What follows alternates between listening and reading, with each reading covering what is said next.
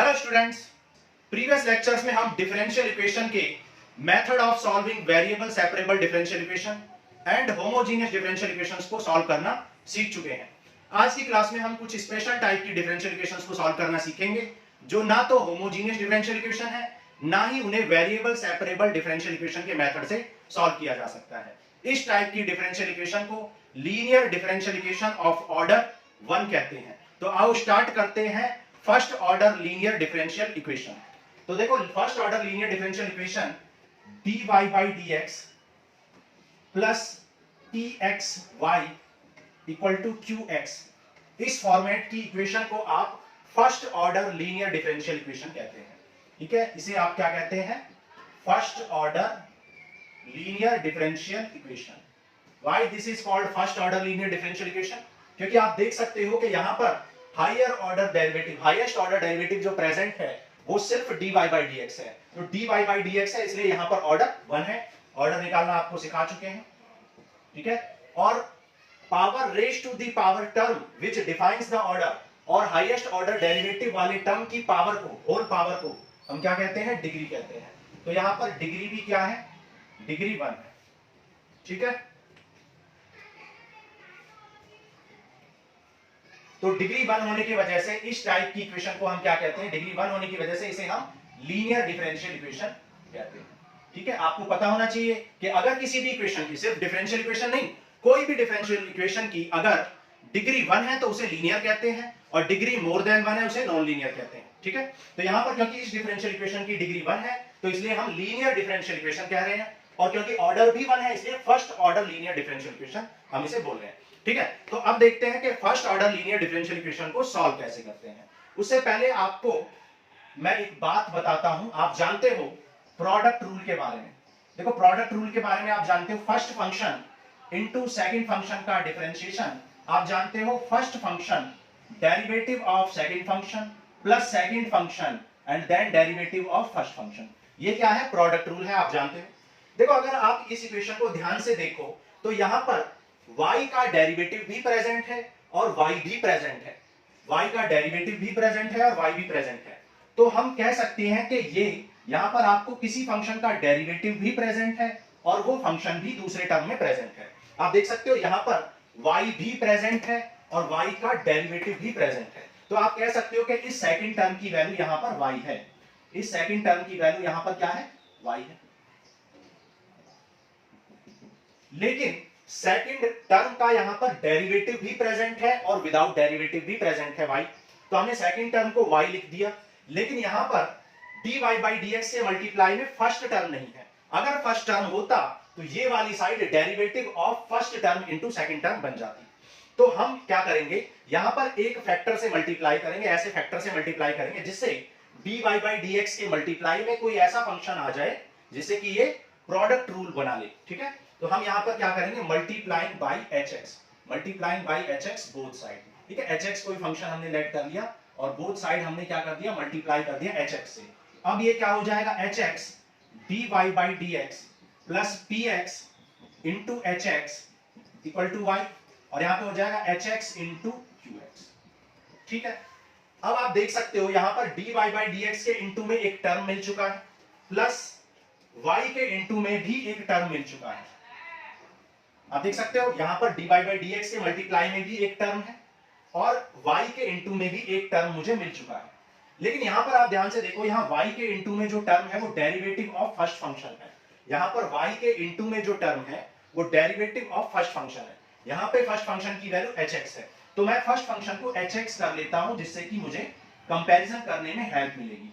ठीक है, तो फर्स्ट फंक्शन को मैंने क्या लिख लिया? hx, और hx को क्या मैं लिख सकता हूं? hx को मैं लिख सकता हूं derivative of dy by dx of hx को मैं क्या लिख सकता हूं? Derivative of hx। Now comparing equation number 1 and 2। अब इक्वेशन 1 और 2 को आप कंपेयर करिए। देखो, यहां पर hx प्रेजेंट है, यहां भी hx प्रेजेंट है, यहां पर dy by dx प्रेजेंट है, यहां भी dy by dx प्रेजेंट है, यहां पर y फंक्शन प्रेजेंट है, यहां भी y फंक्शन प्रेजेंट है, लेकिन यहां पर h डैश x प्रेजेंट है, लेकिन यहां पर px hx प्रेजेंट है। तो हम चाहते हैं कि जो हमने hx मल्टीप्लाई किया था वो पता चले हमें कि ये hx क्या होना चाहिए एक्चुअल में, ये hx की वैल्यू क्या एक्चुअल में होनी चाहिए जिससे कि ये फंक्शन क्या बना ले? Derivative of first function into second function, that is product rule बना ले। ठीक है, धीरे धीरे आपको चीजें समझ में आएंगी, क्योंकि ये हम डेरिवेशन कर रहे हैं लीनियर डिफरेंशियल इक्वेशन को सॉल्व करने की। थोड़ा सा एक टफ प्रोसेस है। अब देखते हैं, तो हम देख सकते हैं कि यहां पर लेफ्ट साइड इस राइट साइड के इक्वल हो सकती है अगर h डैश x की वैल्यू px hx के इक्वल आ जाए। तो comparing 1 and 2, comparing 1 and 2, 1 and 2 को कंपेयर करने से आप देखोगे कि hx px hx की वैल्यू px into hx की वैल्यू किसके इक्वल आ जाएगी, h डैश x के इक्वल आ जाएगी। px into hx की वैल्यू h डैश x के इक्वल आ जाएगी। तो यहां से आप इसकी वैल्यू निकाल लेंगे, hx की वैल्यू निकाल लेंगे, और आप इस फंक्शन को गिवन लीनियर डिफरेंशियल इक्वेशन को प्रोडक्ट रूल की फॉर्म में कन्वर्ट कर पाएंगे। देखो कैसे करेंगे। देखो hx को सबसे पहले आप डिवाइड में ले जाओ तो ये आ जाएगा h dash x upon hx। Now integrating both side, अब दोनों तरफ इंटीग्रेट करो, तो px इंटीग्रेशन करोगे विद रिस्पेक्ट टू dx, और यहां पर हो जाएगा h dash x upon hx। ठीक है, dx। ओके, दिखाई दे रहा है? ठीक है, तो अब आप देख सकते हो कि hx को अगर आप p लेट करोगे तो ये अपने आप ही dt बन जाएगा। मतलब आप कह सकते हैं integration of p dx, integration of p dx और px dx, ठीक है, integration of px dx is equal to log hx। आप इसको क्या बोल सकते हैं, log hx बोल सकते हैं, क्योंकि जब आप इसको इंटीग्रेट करेंगे t लेट करके तो ये dt by t बन जाएगा, विच इज log t, और log hx बन जाएगा। और आप जानते हो कि जब log को लेफ्ट साइड में लेके आएंगे तो hx इक्वल टू क्या हो जाएगा, hx इक्वल टू हो जाएगा e पावर px dx। तो आपने देखा कि hx की value e power px dx होनी चाहिए, तब जाके आपका ये लेफ्ट साइड क्या बन जाएगा, तब जाके ये लेफ्ट साइड आपका प्रोडक्ट रूल बना लेगा। तो हम ये समझ चुके हैं कि hx की value e power integration p dx होनी चाहिए, और इस टर्म को hx की इस वैल्यू को आप क्या कहते हैं, इंटीग्रेटिंग फैक्टर कहते हैं, इंटीग्रेटिंग फैक्टर, क्योंकि ये फैक्टर हमें हेल्प करता है इस इक्वेशन को सॉल्व करने में, तो इसे हम इंटीग्रेटिंग फैक्टर कहते हैं।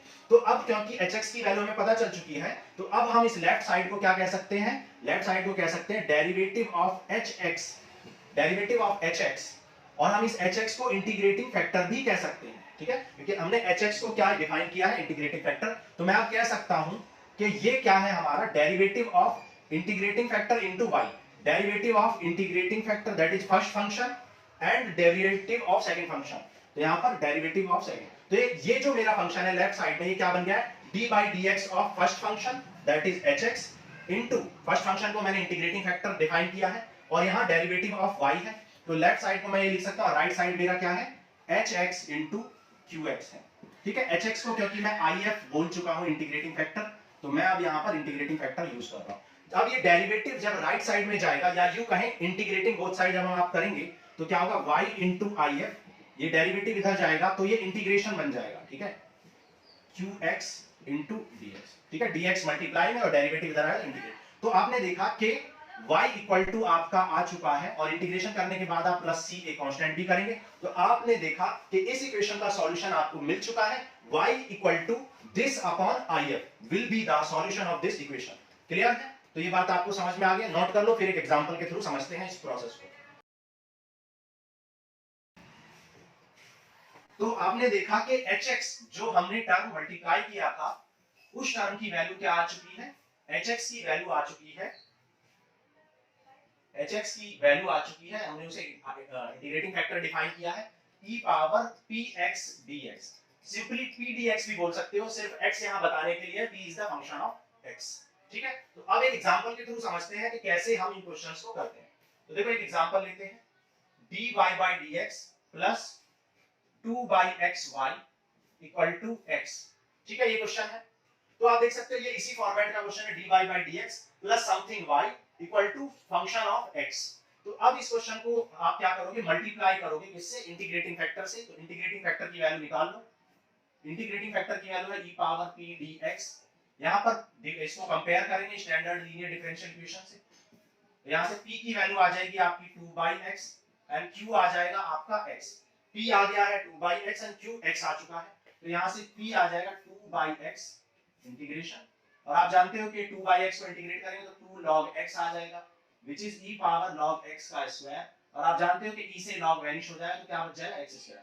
तो इंटीग्रेटिंग फैक्टर आपका क्या आ गया है, x स्क्वायर। तो अब आप इस गिवन इक्वेशन को क्या करेंगे, x स्क्वायर से मल्टीप्लाई कर देंगे।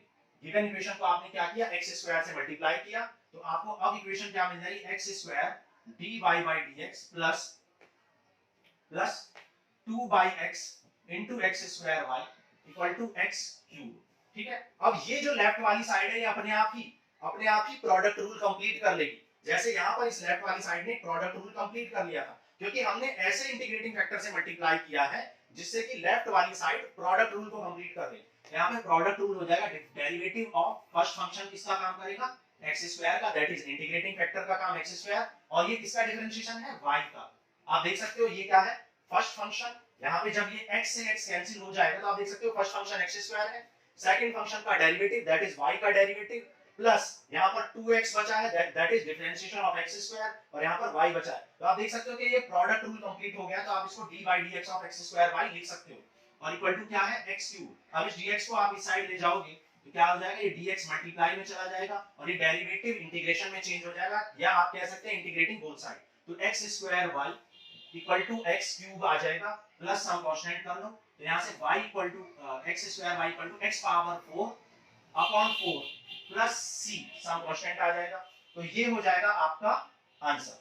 तो आपने देखा कि इस तरीके से आप लीनियर डिफरेंशियल इक्वेशन को सॉल्व कर पा रहे हैं, y की वैल्यू आप निकाल पा रहे हैं। आप चाहें तो यहाँ से y इक्वल टू लिख सकते हो x स्क्वायर को डिवाइड में x square by 4 plus c by x square, आप ये भी लिख सकते हो। So this is your answer. नीचे दिखाई दे रहा है, ओके।